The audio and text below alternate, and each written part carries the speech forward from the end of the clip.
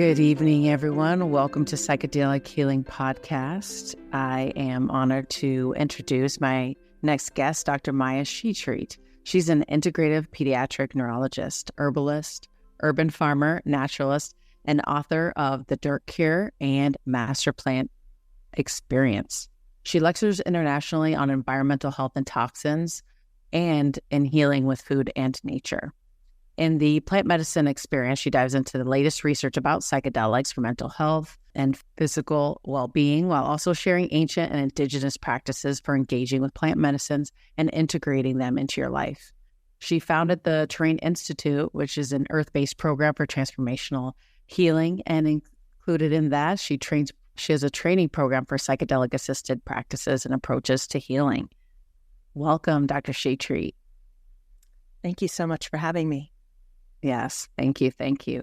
I did want to start off because you have what an amazing history, like neurologist and being able to heal. And with the Dirt Cure, I love your holistic approach to healing, especially with pediatrics, starting with your son and then just moving to really find cure and treatment for all these chronic conditions, not just putting a Band-Aid and treating the symptom, right? Really, my first question is, how did you transition from medicine into this psychedelic space? I'm not sure exactly that it was a transition, but more just leaning into the different facets that present themselves as time goes on. So I went into medicine because I was really interested in mind-body healing. And so people always think I must have come in as very conventional and then had this big integrative or alternative awakening. And I did through my son, but I actually went into medicine because I saw Bill Moyer's special, and this is kind of dating me, but it was called Healing and the Mind. And they told this story as one of the many about this young girl with lupus who was reacting very badly to her meds. So her lupus would flare when they would stop her meds, but on her meds, she was having kidney failure.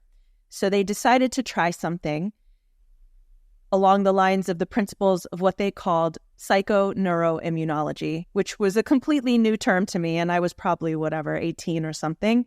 And what they did was they gave her a dose of castor oil every time they'd give her meds in the hospital, and then they eventually stopped giving her the meds and continued to give her the castor oil, and she responded as if she was getting her meds, but with no side effects. And, I heard this, I was 19, something like that, and I thought, great, psychoneuroimmunology, that's what I want to do. That's really cool. I love that idea. I want to know about that. And I wrote about it in my med school essay, and they let me in. I guess it was a good essay. I was an English major.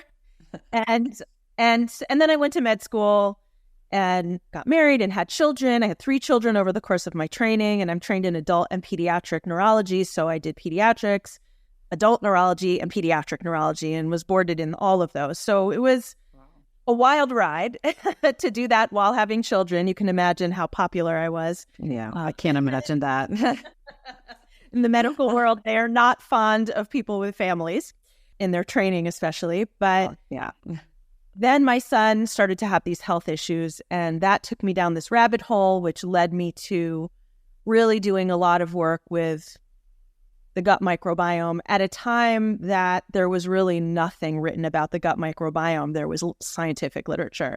And that was what I knew how to do. He was sick. No one was helping me. I went and dove into the scientific literature and found these things about microbes and food allergies and the gut-brain connection, and kind of put it all together to help my son, and then ultimately started helping a lot of patients that were coming to me from around the world, because no one else at that time was doing integrative pediatric neurology or really even adult neurology. So I did that for a long time. And then my son later, and I call him my muse. I have 3 children, and they're all wonderful spiritual teachers, as children are, but all adults now. But at the time, that same son, my youngest, had been really sick because of mold we had growing in our apartment in New York City. And so we moved out for 5 months, gutted everything down to the studs, and then got rid of all of the upholstered furniture, had it cleaned with like toothbrushes. I mean, it was retested. It was great. We came back. Within 2 weeks of that time, he was 7 at the time, went to take a shower in the room that was the epicenter of the mold. So it had been totally deconstructed. There was no part of that bathroom that had mold anymore. And he had a seizure in the bathroom with the door locked. Wow. Very scary. And it was one of the scariest moments of my life. And when he came out of that bathroom, finally, because of course he was on the floor and it was the whole my goodness scary event, and I held him in my arms, I just knew in this way that sometimes we know with all of our body in a way that doesn't come from cognition, but it's something deeper. I just knew that this was not a physical problem. It was a spiritual problem, energetic problem, soul sickness. I didn't know what to call it, and I didn't really know how to help him. But I just knew that's what's going on. I was already doing all these integrative approaches. I was already had him on probiotics and supporting his liver. I mean, just all of the things, neurological things, everything. I knew there was something more. And I ended up starting a journey, essentially, to find the people who would help me help him, which of course took me on a journey into my own healing, right? Because that's really, I think, for parents of children and in general, these journeys are really always about healing ourselves first and foremost. And that took me to Ecuador to study with this ethnobotanist and fourth generation shaman. I had no idea I was going to be taking plant medicine because, first of all, that was not the in thing to do at all then. Now it seems like everyone's like, oh, Peru, I'm doing, and it wasn't like that at all at the time, where that was what everyone was doing. And nobody told me anything, and nobody told any of us. We knew we would be going to the jungle. We'd be learning about different plants, of course. And you went down with your son? I went with myself, with a group. With a group, okay. And I didn't know anybody in the group. I didn't speak Spanish. I flew to Ecuador alone and left my family for a few weeks on the fly. It's actually a very dramatic story, but I'm not going to take us there right now.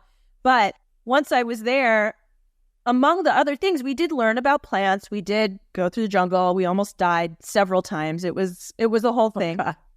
But we did have a few ceremonies.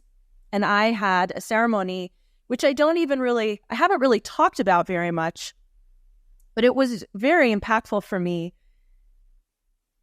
with San Pedro cactus. So we had an experience with ayahuasca, and then separately, we were learning with a lot of different healers in all different parts of the country and traveling all around the country. But with the San Pedro cactus, the journey happened, and at the very end, I was with the spirit of San Pedro, I guess I'll say. And he said to me, now I'm your husband and you're my wife, and we are going to do this healing work together and spread this message. And I thought, okay, like I didn't really know what to think about it. And I honestly didn't think very much about it over the next decade. Not to say, I taught about psychedelics. I gave grand rounds on psychedelics. It wasn't that I was never involved in that, but I wasn't at all like, this is going to be my life now, and this is what I want to do. And in fact, I kind of say I was pulled into psychedelics kicking and screaming. I resisted when people said, you should write a book about psychedelics. That would be really great. We would really love to see that.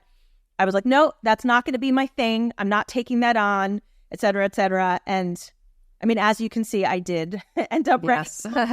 it was sort of very unexpected to me. I thought it was just going to be a little handbook to go along with my course, and it ended up being 85,000 word deep, amazing, dark night of the soul, pulling things out of the abyss kind of story. So it's, as a lot of our stories are, I think, when we get involved in this, I wouldn't say I left anything behind exactly, but it's taken me on a very windy road, and it's a calling. Whatever it is that's unfolding is a calling. For sure.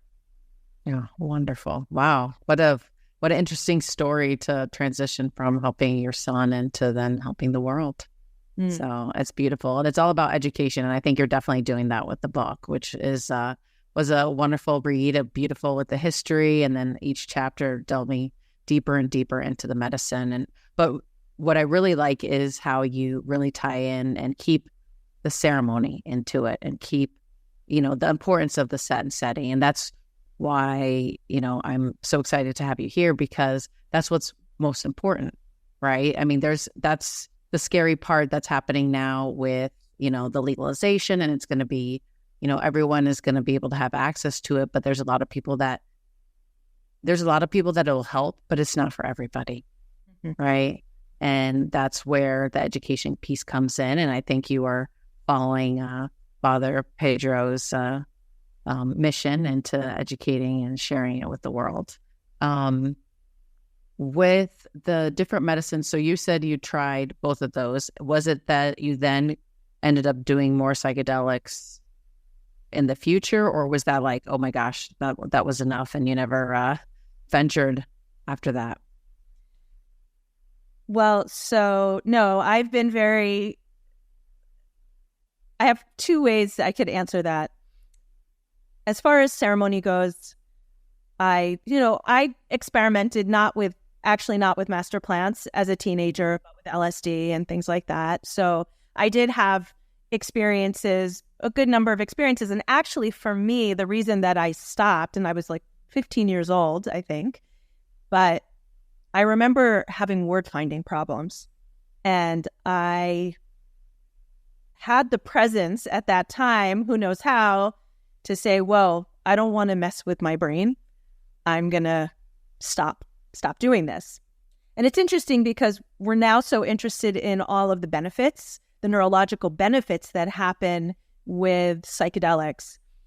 Nobody's really talking about things like that, but people have reached out to me to say, hey, we just did mushrooms, and my daughter and I, actually adult daughter, I think, but, I've done a lot of online events where I have, 40 or 50 speakers, and we teach, and people will reach out with questions, and they said, yeah, we're having word finding problems. And I thought that was interesting. I think we're going to see, as time goes, we're going to see the nuances of different people's nervous systems, different people's vulnerabilities, who responds well, who doesn't, to what particular master plants or compounds in this case.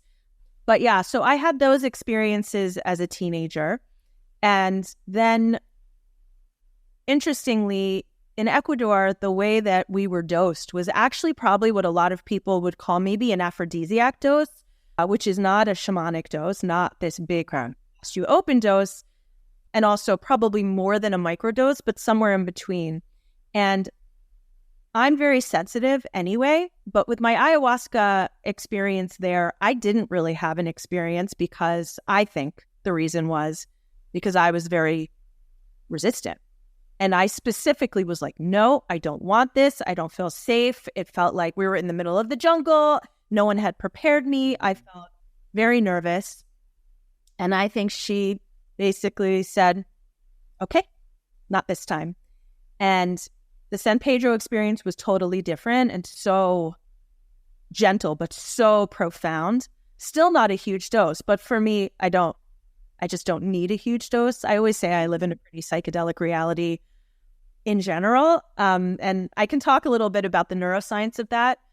But then I did later decide to do, not on that trip, bigger experiences in a Peruvian format of a ceremony with ayahuasca. And that was, very intense.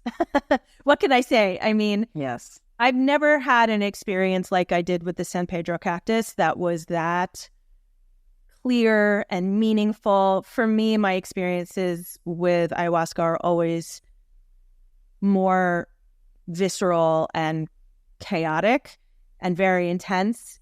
Even when I take tiny doses, they're always everyone's very amazed by my tiny dose that I can take and still kind of be blasted open like I'm drinking tons and tons of the medicine. So, and I've worked with microdosing, I've worked with mushrooms. So I've had experiences, but I'm not actually committed to doing a lot of big experiences because I myself feel, for example, like as much as I had this very deep experience with San Pedro cactus, I'm still unpacking that. And it's been over a decade. Wow. So for me, here I am, I've written a book, I'm teaching, we're doing this psychedelic professional training. There's so many things, and I grow the plants. So that's another way that I engage is I believe when we get these gifts from these master teachers, for me, it has to be reciprocal. What am I offering? What am I offering in return? And so part of what I started to do was grow. I have a 10-year-old ayahuasca vine. I don't consume my plants. I just tend them. I mean, and sometimes they, sometimes I had about 60 San Pedro cacti, which was a very long story why that happened. I did not plan it exactly, but I was going to do a project with them actually and cut them. And I had some whole idea. And then I got these cacti. They were shipped to me from all different people who were selling them. This was years and years ago. Yes. And I absolutely could not cut them up. I cut one piece of one of them and I was like, I can't do this. And so then I had to plant them in pot, So I had a whole basically master plant experience luckily I have a living room with a lot of light. But by growing these plants, and I grow brugmansia, I grow tobacco, I grow a lot of different master plants, among others. And I learned even things like they love other beautiful plants to be with them. They don't want to just be a bunch of cacti. They want friends, essentially. So I started bringing other beautiful plants to intersperse. And so I had this sort of jungle environment, essentially, in my living room. But I learned so much just by tending them and have gotten a lot of teaching just through that. So I believe that there are ways we can engage with these master plants that don't require us to have big experiences, and we can still have a lot of healing and learning and growth. Well, and that's beautiful too, because of, you're essentially practicing mindfulness and just tending and caring to these living plants and really going in that holistic approach of healing. Because even in your book, when you discuss it's not just about taking the medicine, it's about, really holistically, how is your diet? I mean, in doing all those ceremonies, I'm sure you had a preparation, certain foods to avoid, certain things that you had to do and not do, different medicines that you have to avoid. But it's always also about nutrition. And that's the beautiful part where you intersect that in your integrative medicine, where you can implement the nutrition and the mindfulness and the everything else that goes along with, our health. Not just, if you're completely nutrient deficient or being exposed to mold, for example, it doesn't matter what you do, you're still going to be hurting yourself and you can't be optimal in your mind in that sense. When you are, coaching clients and coaching patients or teaching them, what are some of the things that you do when they're asking you for guidance and preparation for certain plant medicines, like what, for actually our guests, right? If they're looking to explore, because I've had patients where they've gone to Peru, not prepared. They, on a whim, decided, oh, let me do Aya. and it's been a traumatic, their diet, there were so many things that they were not, their set and setting, what their intentions were, none of that was set, and it was very traumatic for them. So what would you advise, clients or different people like in our listeners, what they would look for or prepare for? Well, there's a few things. I mean, for me, it's really all about the relationship. And these are masters. You come the same way. I was using the example of Thich Nhat Hanh. I mean, the late Thich Nhat Hanh, but you're not going to go, running up to the doorway of this master teacher's home and bang on the door and be like, yo, what's up, bro? You're going to come in a respectful way. You're going to prepare yourself. You're going to learn a little bit about who this person is. You're, in this case, this being or this spirit. That's why I included in the book not just clinical information, but lore and mythology and history and the scientific information to some degree. But I actually didn't want to make that the pure focus when I was talking about the plants themselves, because they're beings and they have stories just like we have stories. And I don't want someone to sit and talk about my blood type as if that's me, right? Like this compound in my body or my neurotransmitters as if that's me, even though we like to talk about, serotonin deficiencies, right, as depression, etc. Right. That's not true. We know depression, for example, is physical, it's mental, it's emotional, it's spiritual, it's ecological. And so it's really about being in connection in all of these ways, in this relationship with the world within us and the world around us and the invisible world, which is our ancestors and our lineage and our epigenetics and DNA and beyond, right? The cosmos, which is something we do get to experience more in these bigger experiences, and sometimes not even very big experiences. We start to see those connections especially once the doors have been opened. But in terms of preparation, of course, there are a lot of things I recommend that I think are helpful. One of the biggest ones for me is mitochondrial support, is gut support, because a lot of people don't think about the fact that probably a lot of the action that's happening, and I touch on this in the book, a lot of the action that's happening with psychedelics that are ingested is in the gut and in the liver, the whole GI tract. So supporting that and helping regulate that, I think, can be the difference sometimes between a very intense, difficult experience and maybe less so. I think. Are you doing that with like probiotics, or are you doing that with specific foods? It could be any number of things. Certainly it could be probiotics. It could be looking at diet. It could be what kinds of meds people are on. I mean, we can do a whole gamut. Right.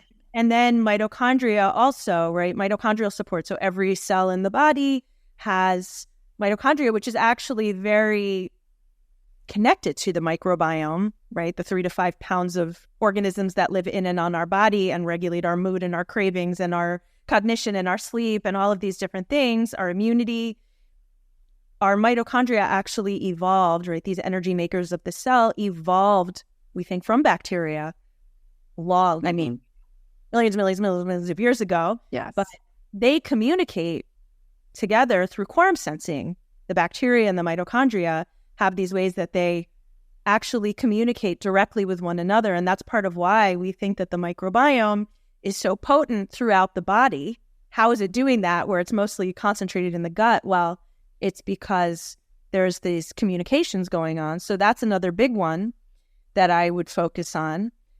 Very big one for me is working on regulating the nervous system. Our nervous systems are often, if we have been through trauma in our lives, and I certainly had a lot of early life trauma, I think only recently did I finally start to understand what my nervous system felt like when it was totally regulated. I started getting weekly massages because I had an injury, and it completely changed my life. And I mean, I treat the nervous system, right? I mean, that's a big part of my training and a big part of my work. And that was the first time I really fully got that. So with all of that said, though, we can come, we can be prepared, we can have the intentions, we can have done all of these things, and it's still very possible, even with the right support before, during, and after, that the experience could be incredibly difficult and re-traumatizing.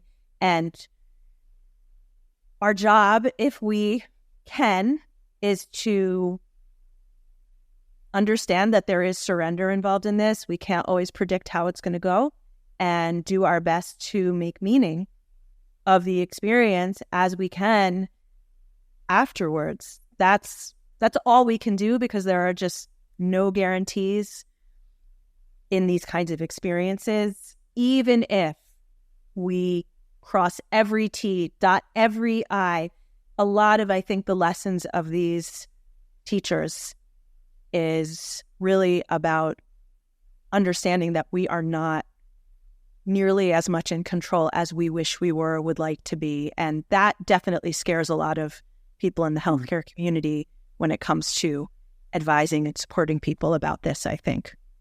Yeah, it's definitely, I mean, I'm a little nervous. I've never experienced the grandmother yet. And it scares me, because it's really an ancestral, it's historical, it's like deep rooted. And I'm a little scared about that, but it is calling to me. So we'll see in the future where it occurs, when I'm ready one day to delve deep. I would say that the relationship has already begun, because first of all, look what you're doing right now. Second of all, you're feeling that call. I would say start reading more about her. I would say get a necklace made of ayahuasca maybe, or some kind, right? I think part of why I put a slice of ayahuasca as the front of my book was because I think of that as vibrational medicine that really does cultivate that relationship. And because these are master teachers with this ancient lineage and this power, you can look at a picture and start to experience the change, experience the medicine, experience the relationship. And I think from an indigenous standpoint, and of course, indigenous people are in no way a monolith, and I'm not speaking for anyone in that way, but my teachers that I've had are very clear that the medicine is vibrational and from the spirit of the plant, not compounds and chemicals, and they're psychedelics. They think that's such a ridiculous term, right? It comes from spirit, and it's vibrational, and it's something we can receive without, or let's say before we even ever ingest. Yeah, I almost feel like in different psychedelics and ketamine, obviously a compound, it's when people go and, meditate for months or years, to get to that transcendent experience, and they don't need psychedelics because they can do it just energetically and in meditation and just be open to that vibration, right? And when there's an assistance, that's where the plants come in. They can take us to that vibration, and that's what I find beautiful, to assist us for those. I'm still working on my meditation and my, being able to get into that focus, and my mind is still pew, pew, pew, But it's beautiful to have that as an assistance, to be able to do that work, to connect and get that vibration, because we're all vibration. We're all little energy balls just floating around. And that's why people wonder, oh, how did we become friends? Or how did, you always wonder, like, the circle of friends that cross your path, or, why does this keep happening or this keep happening? It's just all our energies. It's the vibration that we give off, and we just connect with people. So. Yeah, absolutely. And I think that's one of the things that is so universal in the mystical experience, and described in a lot of these papers that even talk about the mystical experience. So we know it has to be pretty universal, because, right, scientists are writing it down. But that feeling of everything and everyone being connected, that we're not surrounded by things, we're surrounded by beings. Everything is alive, everything is intelligent, and that we're all one thing, right? This is a lot of what the mystical experience offers, and it certainly is a profound healing aspect, even though I think microdosing or quantum dosing or other ways of engaging can be very potent as well, and can offer mystical experience depending on the sensitivity of the person. I also think that, right, once we have that mystical experience, whatever it may be, you can't unsee that. You can't go back. And then you do get to experience more of those synchronicities and epiphanies and find the people. And that's really what it's all about, is connection. Yeah, understanding that we're not alone. We don't have to suffer with this sense of existential orphanhood that we all feel in this world. Like, how did we land here in this weird place, right? But to understand how beautiful it also is, and remember ourselves, and that we're all connected in this one energy ball, as you said. Yeah, I think a lot of people, and I found it, I see it even with ketamine, is the connection that they feel. You know, these people, especially after COVID, oh my God, our world right now is just went from complete isolation to now the social anxiety that I see, that I treat so much, just to connect, and the fear of connection now. Not that they're scared, but they're physically, their body, like we were trained to fear and like connecting with people's like equals to death during COVID, right? And now it's just, we're coming out and trying to regroup and connect. And it's just like everything that you see, it's like one bad thing after another. What's next? And just really being able to quiet the mind and just connect and realize we are all energy. And that really heals so many people. I've had so many patients actually describe a traumatic event from an ancestor with ketamine. I didn't realize that the ketamine would actually do that, and it actually did do that, you know, with some of my patients. So it's a beautiful thing. It's not a plant medicine, but it is an ability. It's a way for people to get that legally here in the United States, you know, since all the other medicines are still legal for now. I don't feel denigrating of the compounds that we have available to us. I chose to focus on master plants in the book that I wrote, and generally in the work that I do, but I have the greatest respect for all of these different approaches. I don't think that, and I think I even said in the book, it's really not a judgment that I chose to speak about the plants, but for me also, as someone who also has been a plant person for a very long time, before this, and talking about plant consciousness and mycelial intelligence and indigenous science and all of these things, that's really where I wanted to focus. Because, of course, the topic of psychedelics, I mean, in the beginning of writing this, and I was very lucky I had an editor who kicked my ass a little bit, but I tried to write a little bit about ketamine and this and that in the psychedelic, and she said, this chapter's too long. This book is about master plants. This is for another book. And she slashed it. And she did that in a few places, and it was really important for me because it created space. I mean, the book ended up being almost 3 times as long as I expected, but it created space for me to really be able to dive into topics like plant consciousness and topics like indigenous science in a deep, big, wide way that I really wanted to. So I got to express really what was in my heart and soul, because I wasn't trying to do the things that really were not mine to do, because this is huge, right? The work that we have in whatever healing this world needs. And I don't think I'm doing healing work even. I would say I want to just share the transmissions I have, and I think they can be healing without my having to do healing work directly, right? I think is like how we share what's in our hearts and souls. I think we all have a role.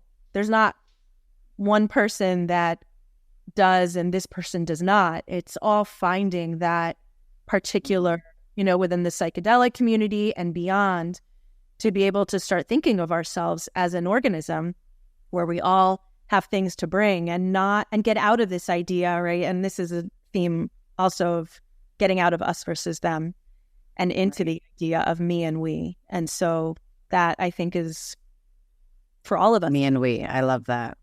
Yeah, me and we. Yeah, and I always try to educate everyone about it. It's not, I joke really when I say ketamine when we talk about plant medicine, because it's like a fake psychedelic, but it is a psychedelic. It's mind altering per definition, but it's not a competition. It's about healing.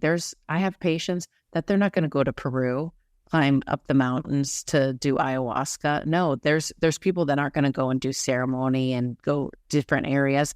They want to be in a clinic and feel safe. And that's my role, to be that person for them, and also to educate and, speak with, authors and doctors and everybody so that everyone can learn. It's all about knowledge, and we can't hide it anymore. We have to tell everyone everything as much as possible, I love it. Me and we.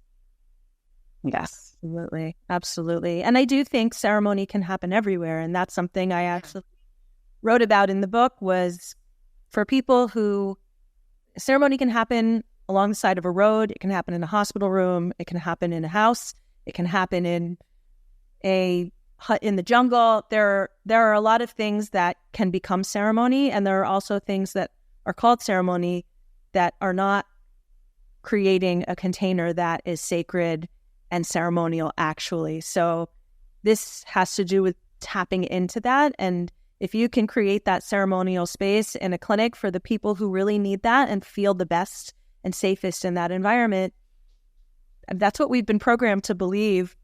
Many people, some people feel the opposite, but there are many people who feel the safest in that kind of controlled environment. Right. And so you're creating that ceremonial experience and that container for them. Yeah. I try as much as possible to, because it is a clinic, but it's like a spa-like clinic. We blow lighting, recliners, comfortable, as non-clinical as possible, but obviously being monitored and them feeling safe. That's where we play that role. So everyone just, I love that you're having a teaching program. So you do, you teach therapists or facilitators, guides. What kind of program do you provide at your We're opening applications now. We previously, what I would offer was a 10-hour course that anyone could take, and many people did. Now we're actually opening applications for a year-long training that is for psychedelic professionals. So it could be people that are MDs, DOs, et cetera, who want to just be psychedelic informed. It could be people who want to be sitters, therapists. It could be people who want to be guides. I'm not making the laws, so I'm going to let the law determine what people get to do after they have this training. But there's going to be a good amount of looking at things like microbiome and mitochondria and that piece, and then looking at the different, including things like ketamine. I'm not like cutting those out. And then, how do we support people afterwards? Oh, nice. Wonderful. Wonderful. I will have all your contacts on our show notes so that if anybody wants to reach out and be interested in your program, and they can look there and get involved there. Thank you so much for coming on and talking about your beautiful story. I love it. And if anybody wants to learn more, to get the book about plant medicine, the plant medicine experience. Oh my gosh, master plant experience. Good. I'm glad you're here to correct me. The master plant experience, which actually was a very good read. I read it this weekend. It was wonderful. So thank you so much. Thank you. All right. You have a wonderful evening.